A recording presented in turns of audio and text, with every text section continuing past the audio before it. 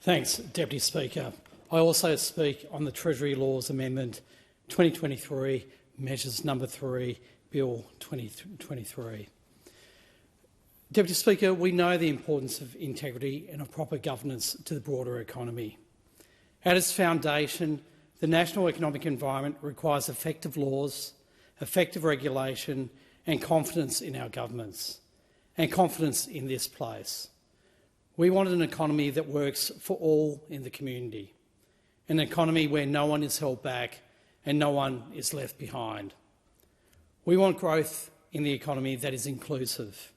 As the OECD notes on the importance of inclusive growth, we want growth that is distributed fairly across society and creates opportunities for all. And Deputy Speaker, we also know that a safe, well-regulated consumer markets for credit products is a core element of a strong and inclusive economy. Credit products do have a role to play. We want people to feel more motivated and involved with the benefits of economic growth. We are making our tax systems fairer and more effective. We are creating a business environment that improves our communities, a business environment that can also help repair our biodiversity deficit. Deputy Speaker, although the items in this legislation can seem a touch dry, they are important. That is why the Albanese government has introduced long overdue reforms to the regulation of payday lending and consumer leases through the Financial Sector Reform Act 2022. This Act implemented the Albanese government's response to the 2016 review of small amount credit contract laws, which included a recommendation to address avoidance behaviour by entities using business models not regulated by the Credit Act. Anti-avoidance provisions are aimed at reducing the risk of consumer harm from predatory lenders who modify their business models to avoid the application of the consumer protections in the Credit Act and other financial services legislation. The provisions in the Financial Sector Reform Act 2022 also extended to the Australian Securities and Investments Commission product intervention orders made under the National Consumer Credit Protection Act 2009, the Credit Act. But Deputy Speaker, to this bill. This bill packages together 4 separate policy measures that aim to improve the regulation of Australia's financial industries. Schedule 1 of the bill prohibits activities that are designed to avoid the application of product intervention orders that relate to a credit facility. Schedule 2 delivers the government's election promise to recognise the experience of veteran financial advisors as equivalent to tertiary qualifications. Schedule 3 gives additional powers to ASIC and the ACCC for the purpose of facilitating competition in the provision of clearing and settlement services for Australian cash equities. And Schedule 4 makes technical amendments to improve the flexibility of the First Home Super Saver scheme. Deputy Speaker, as noted in the Bill's Digest, 5 consumer advocacy groups made a joint submission to the Treasury in support of the draft bill. They recommended that the government should finalise and present the draft bill to the Parliament as a matter of priority. I'm sure that these consumer groups would welcome that this debate is progressing today. So, Deputy Speaker, just working through the schedules in more detail. Schedule 1 to this bill ensures that anti-avoidance provisions also apply to ASIC product intervention orders relating to credit products that are made under the Corporations Act 2001. ASIC has identified credit products that it has said cause significant detriment and harm, especially to vulnerable consumers, and has issued several product intervention orders, or PIOs, to address this harm. These product intervention orders were made by ASIC under the Corporations Act 2001 and not the Credit Act to help ensure the avoidance behaviour of predatory lenders is adequately captured by the law, but the anti-avoidance provisions in the Financial Sector Reform Act 2022 do not apply to these PIOs. So, Deputy Speaker, these changes will ensure that anti-avoidance provisions do apply to PIOs made under corporations law. As I said, Deputy Speaker, predatory credit products take advantage of people who are already financially vulnerable and charge excessive and unreasonable fees and interest. The Albanese government wants to reduce the risk of harm and limit the operation of predatory lenders who are engaged in avoidance behaviours. As noted earlier, we want a safer market for credit products. Deputy Speaker, Schedule 2 works to recognise the experience in the financial advice industry. The government is committed to an advice industry with strong professional standards that gives Australians access to high-quality financial advice.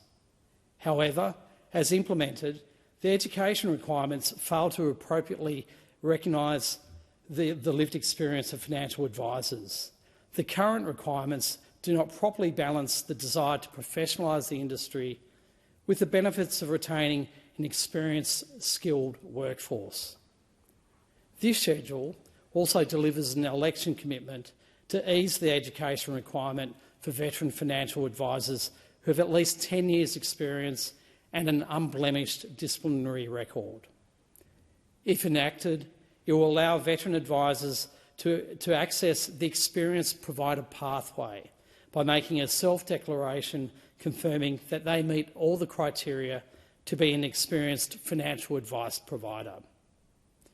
Deputy Speaker, we know that since 2019, over 10,000 financial advisors have left the industry, particularly many experienced advisors with no history of misconduct. This only serves to reduce access to quality financial advice. Experienced advisors also make a valuable contribution to the financial advice industry. They play an integral role supervising new entrants during their professional year and sharing their knowledge and experience more broadly across the profession. So, Deputy Speaker, importantly, for an inclusive economy, the bill ensures consumers will continue to have access to quality advice by removing a significant disincentive for experienced advisors to stay in the industry and ensuring instead that a pool of advisors to mentor, supervise and upskill new entrants will remain available. Consumers can be sure of receiving quality advice, as those experienced advisors affected by the amendments must have a clean record and pass the financial advisor exam. This is in addition to the broader work of the Albanese government, which will take steps through its Delivering Better Financial Outcomes package to ensure the 5 million Australians who are at or near retirement can access quality financial advice. This is important now more than ever. The success of the superannuation system means that Australians are retiring with more wealth than ever before. The average Australian now has a superannuation balance of around $200,000 at retirement. However, the high cost of providing advice and declining numbers of financial advisors mean that it's becoming increasingly difficult for all Australians to access helpful information and advice that could make a meaningful difference to their quality of life. Labor will always put the consumer first in financial services. We are the party of the future of financial advice reforms and the party that called for the Banking Royal Commission. This is the focus that we bring to improving access to financial advice. Deputy Speaker, Schedule 3 covers competition in the clearing and settlement of cash equities. Schedule 3 to the bill implements recommendations made by the Council of Financial Regulators to strengthen regulatory powers and facilitate competitive outcomes in the market for clearing and settlement of cash equities traded in Australia. The ASIC Group has a monopoly over these services. The reforms will have significant benefits for businesses, particularly those that rely on ASIC's monopoly clearing and settlement services. Delays in being able to access these systems and a lack of transparency around a fair price for these services can increase costs and stall innovation.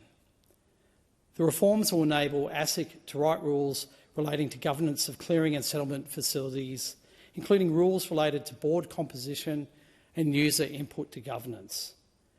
This will have the additional benefit of allowing ASIC to make rules which apply to the governance of the ASIC's CHESS replacement project, the delay of which has resulted in significant costs to the wider industry. If a competitor does emerge in the provision of cash equities clearing and settlement, ASIC will be able to ensure that competition is safe and effective, for example, by making rules with respect to interoperability between competing clearing and settlement facilities. If a competitor does not emerge, rules will ensure competitive outcomes can still be achieved by allowing ASIC to make rules regarding the activities, conduct and governance of clearing and settlement facility licensees. This is intended to ensure these services are provided on fair, reasonable, transparent and non-discriminatory terms. Where clearing and settlement services are provided by an entity which enjoys a monopoly or significant market power, arbitration will be available to industry participants that rely on access to clearing and settlement services to resolve any disputes about the terms and conditions of their access, including price. This is intended to be a final but efficient backstop where good faith commercial negotiation breaks down. It has largely been based on the national access regime in Part 3A of the Competition and Consumer Act 2010, with some changes to improve the efficiency of the arbitration process and provide timely outcomes for all parties. Deputy Speaker, Schedule 4 deals with First Home Super Saver Scheme changes.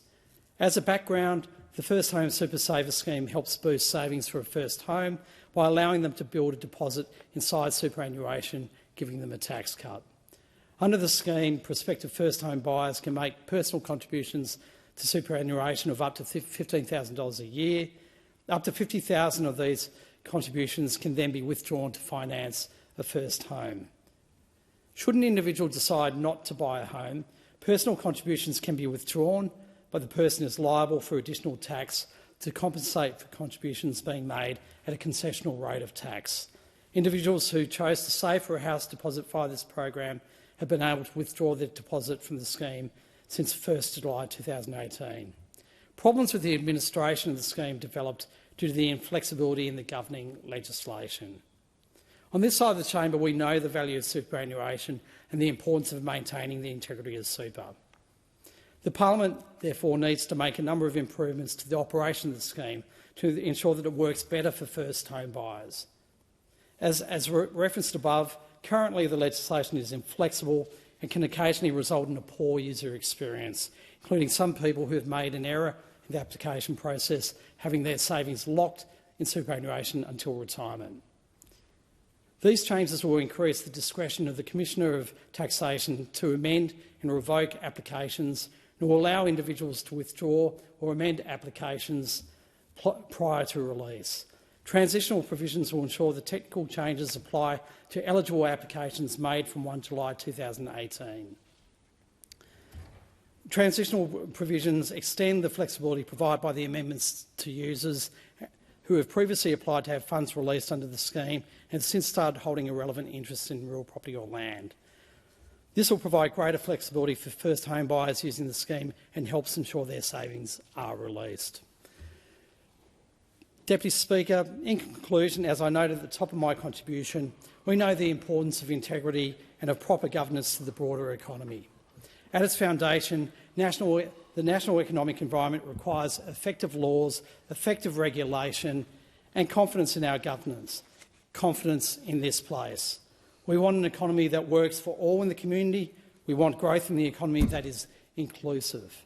This bill is about giving confidence to Australian consumers to ensure people are protected from predatory practices and can better access financial advice when they need it.